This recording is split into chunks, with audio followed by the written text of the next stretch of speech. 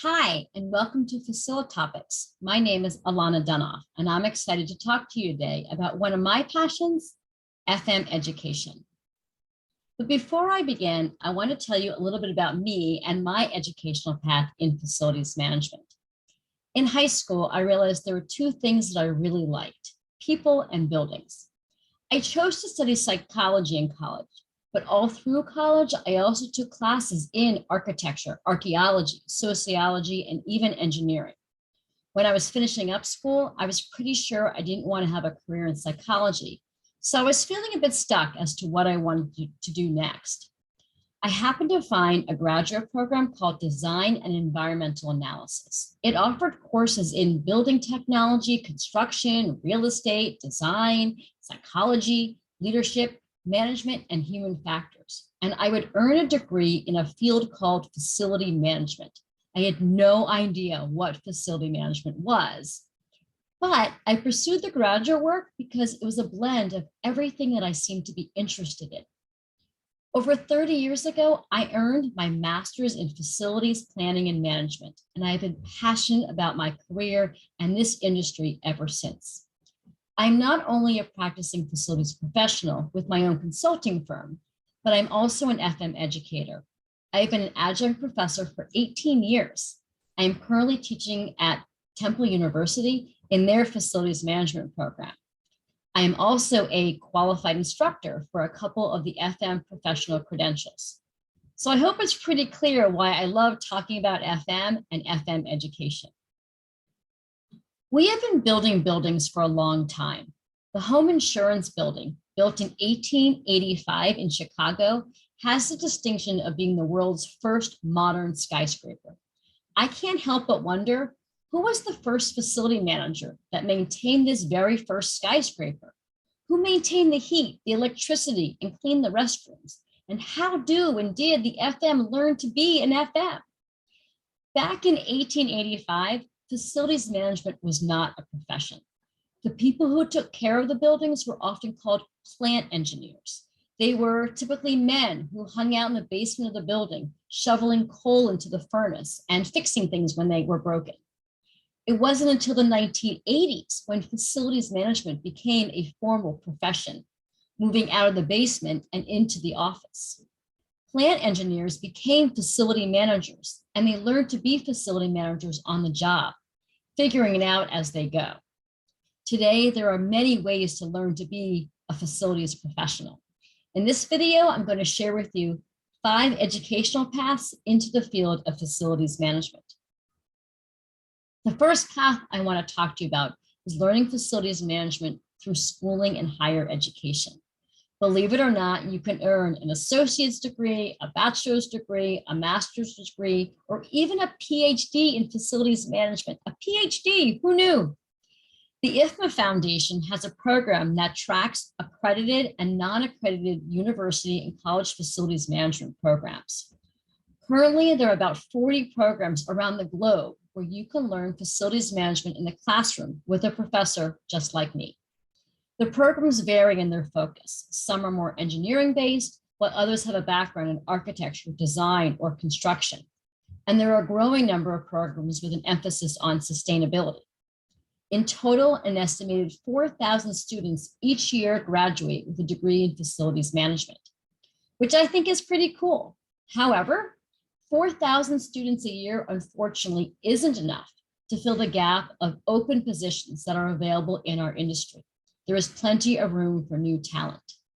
If you want to learn more about the academic programs in facilities management, you can go to the website on the screen, www.ifmafoundation.org, to see a fairly comprehensive list of the FM programs that are available. As I mentioned, I'm a professor at Temple University in their facilities management program. So this photo happens to be a picture of one of my recent graduating classes, except for that person, that's me. The second path for FM education that I want to talk about is non-degree certificates and professional credential programs.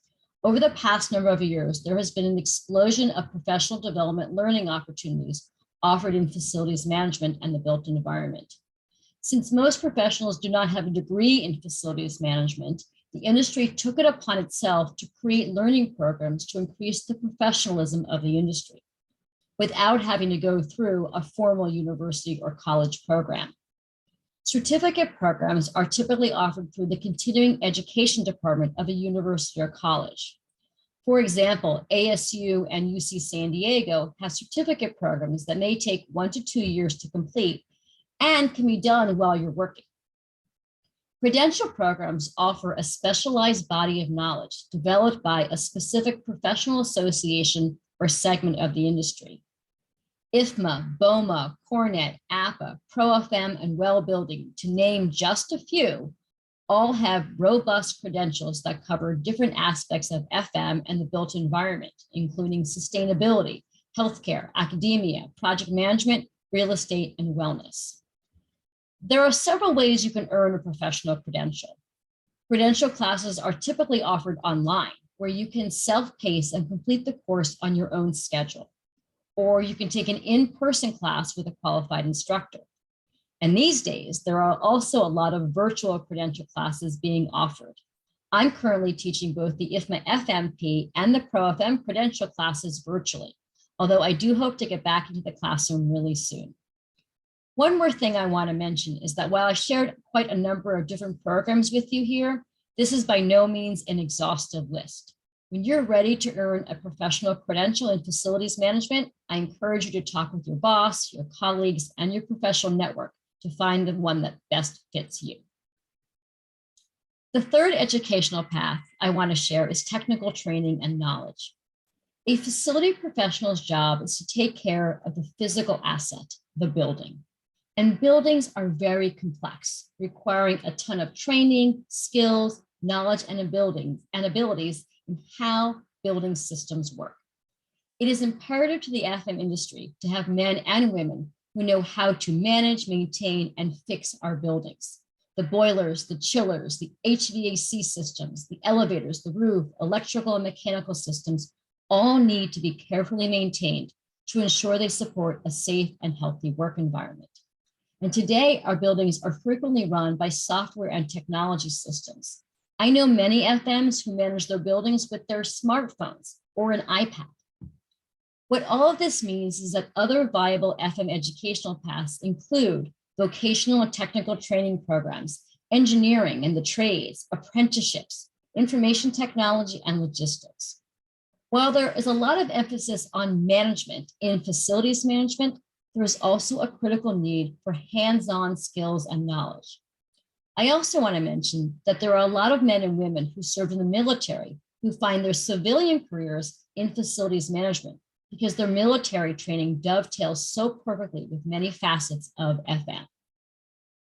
If it's not obvious, the FM industry is a melting pot of diverse backgrounds, skills, and education. Many FMs fell into the field. Before they had a job title of facilities manager, they were electricians or in finance or human resources, or they were architects, designers, or office administrators. So the fourth path I want to share is acknowledging that a lot of facilities management education happens on the job. Every building is different, and every facility is taken care of differently. Also, every industry is different. A sports stadium, a hospital, and an office building are also managed differently. So even with formal education, there is still a ton to learn on the job. Fortunately, FMs also really like to teach. They like teaching you the ropes and strengthening your skill through hands-on learning, and more formal programs like cross-training, job shadowing, coaching, and mentoring. And finally, the last educational path I want to share with you is the path of lifelong and continuous learning.